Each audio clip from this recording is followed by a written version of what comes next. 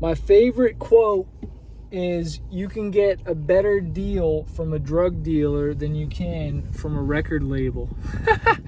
And I talk about that in my book, The Truth About the Music Business, which if you have not read yet, you need to read that book, The Truth About the Music Business. What every artist wish they read before they signed a record deal. Like, the question really is like, why don't you believe in yourself more, to take the risk? Why wouldn't you just take a loan out from the bank and go all in? We want someone to come and save us, but no one's coming to save you. You got to save yourself. You want a label, you want a manager, you want this person, that person to come save you. When you have the ability to get a credit line, you have the ability to get a loan, to increase your incomes, do the things. Like, you think you have to make money off of music right now, but you don't. You're smart enough, you can get a skill, you can learn something. You're watching this video, you're listening to this podcast, you know how to get the info and the skills, but you don't want to just do the hard work and make the extra money. Put yourself in a position where you can, get a loan or something like that and invest in yourself. You put the money up, and then you get to reap the reward.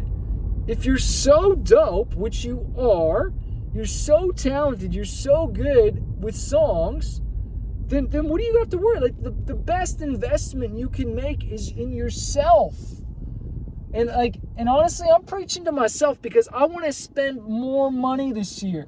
I want to invest more money in ads, in myself, than I ever have. I want to promote myself. And this isn't about me building my own little empire and all that stuff. Yes, I want to get as big as I can, famous, just so I can have impact. For me, I don't care about the ego, the numbers. It's like, I set goals, I have numbers, financial, subscribers, whatever. But the point is, I want to have influence. I want to help people. I believe I'm on assignment. God has given me a mission. I want to see people know Jesus. If you don't know Jesus, you need to know Jesus, because he loves you. All right? Now, is your why big enough? Do you have a why? Do you have a reason to push through the messy middle when it gets hard? When you feel like quitting, when it's all going wrong? Because a record label ain't going to save you, man. They really aren't. I shared in my story, I thought the record label was going to do this. I thought they were going to do that. I thought they were going to do this. And I found out it was me that had to do that. It was me that had to do this. It was me that had to do that. Or the manager does this. It was almost like in one of those movies where, it's like you go to ask somebody to do something and they're like, oh, John takes care of that. That's not my department. And they pass the buck. There's always this pointing blame. I'll never forget a manager one time, it was totally their fault on something. This is why I fired the guy, because I'll never forget being in Nashville at a dinner thing. And all of a sudden, I was to blame for what went wrong. It was all my fault. The dude took no responsibility, and that's fine. I took the responsibility, because you know what? The more I take responsibility, the better. And I think Grant Cardone says that. It's stop trying to blame other people for your problems and start taking responsibility. And so I took it. And I took it so much that I fired the guy, and I took charge of my career. And guess what? More things got done. Instead of me paying thousands of dollars for somebody to do something and for me to be a babysitter for them. That's the reason most of the times, I wasn't able to find a manager. And I hope I can find a manager one day that could, blow it up. Or I hire a team. Because, like I said, man, I'm not trying to be the solo entrepreneur or just the me show, the Chris show. I know I need a team, and you better believe that you need a team. You need other people. But what I'm trying to say is, in this video, is invest in yourself. Take a risk on you. Take a real risk. Don't take a dumb risk. Take a calculated risk, and you lower your risk by getting more information. And you get more information and wisdom by taking action and trying things. Read the books, take the courses, take action. You're not going to get better at songwriting by reading books about songwriting. You'll learn. But if you implement the things that you learn about, you're going to learn. And you're going to get smarter. And they're going to have more information. The 10-year ago Chris isn't as smart and doesn't have as much wisdom as the 10 years ahead now Chris. I know more. I've had more experience. I've gotten hurt more. I've made more mistakes. And so it's kind of like make mistakes as fast as you can so you can avoid it. But what just bums me out is because I've coached so many of you, a lot of you actually have taken some risks. You've stepped out there. You have spent thousands of dollars. Some of you, $10,000s of dollars. You know, maybe even for some of you, $20,000. I don't know how much you spent, but I know at least for a few, I know you spent some tens of thousands of dollars. You did it in the wrong areas. You did it the wrong way. You promoted the wrong song for some of you, but you did take the risk, but you got to take the risk again. Like, how many times do entrepreneurs and these great business owners, these billionaires, multimillionaires, they fall on their face. They make the mistakes and they don't go, oh, it doesn't work, I give up. They say, the way I tried it didn't work, I'm going to try again. Like, I must have been missing something. Like, obviously this music industry works.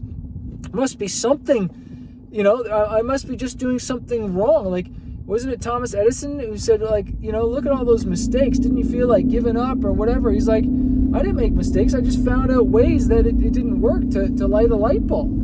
There's a way that it's got to work, and I just got to figure it out. And that's what I want to say to you, is that it works. You know, what you have, probably the talent, you have the image, you have the sound, you just might be missing a few key components. And you just need maybe a little bit of advice, some tweaking, but you might be so close. You might be so close. You just might even need some outside, maybe you do need a manager to give you some outside opinion. Maybe you just need a coach to look at it. That's why I'm doing the 10X Your Fanbase Challenge, man. 10xyourfanbase.com/live challenge, April 11th. Join the VIP. It's $50. It's $50. I think it's $49 actually. It's not even $50. And you can ask any question. And right now it's probably going to be that we sold a lot of tickets. It's going to sell out, but it's still going to be the smallest one we've ever done, because this is the first one we're doing. The next one's just going to get bigger and bigger and bigger. You can ask a question for $50 for 5 days straight. Be in a private Facebook group with other artists, right, that are wanting to grow their careers, and you can avoid mistakes. Do you think $50 is worth maybe avoiding thousands, tens of thousands of dollars of mistakes? You know, I've asked lawyers questions. I've asked other artists questions that have saved me so much. I talk about in the book the truth about the music business. I talk about my $50,000 mistake, and it was because of that word term.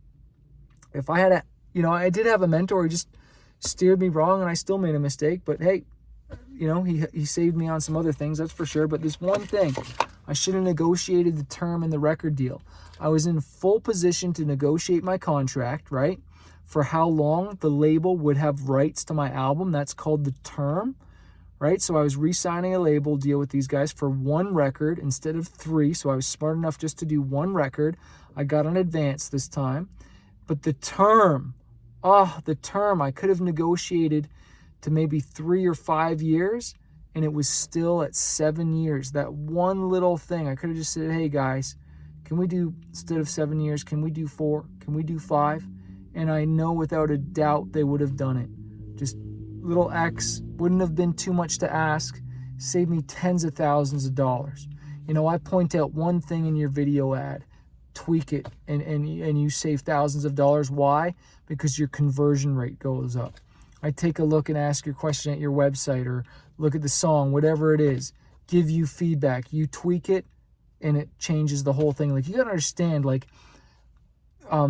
small hinges swing big doors. And you're making some big moves, and you want to take big jumps. But if you take off from here instead of here, you'll be able to go a lot farther. And that one little tweak of the way you're swinging the club, swinging the bat, could make the difference between you going 100 yards and 1,000 yards. The difference between you getting 1,000,000 impressions or only 1,000 impressions, because your thumbnail is bad, or because the way you've edited your video and you're wanting to run ads, or just like, there's just so many different things I could obviously go over. You need to change something in a song. You're about to take it to radio and it's not ready, but you don't know because you haven't been to radio before, but but you've talked to a radio promoter and they've tickled your ears, and now you're ready to spend $8,000 on a campaign when it's not ready for radio, but someone's fed you a lie and they've told you what you want to hear. And so you're going to go and drop $8,000. They're going to get you a couple of radio stations, make you feel good, somehow justify your ad spend when they're not going to deliver what you really want, you know? How do I know? Because I've been there, okay, guys? I was the guy that spent the $8,000. I was the guy that spent $40,000. And it was an absolute waste of money, and I don't want you to waste your money. I've been there. You know, I've been there. And my wife was like, really? You know, really, Chris, you want to swing again? And she believes in me, and she encourages me to swing again. Even when, like, so many times, that's why I do thank God for my wife. She's, like, really took risks with me. She was holding my hands, and we'd jump together.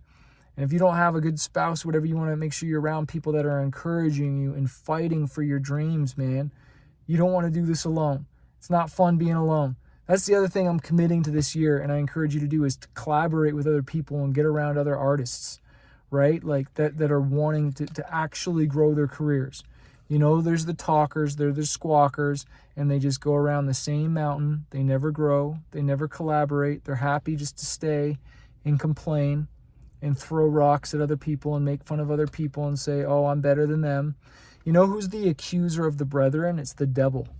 Satan. He's the accuser of the brethren. That's what the Bible says. But it also says in the Bible that love covers a multitude of sins. The Bible says, how will you know us? By our love, by loving one another, encouraging one another. So that's why I want you to join the 10X Your Fanbase Challenge, because that's going to be an atmosphere of an encouraging one another, not I'm better than you.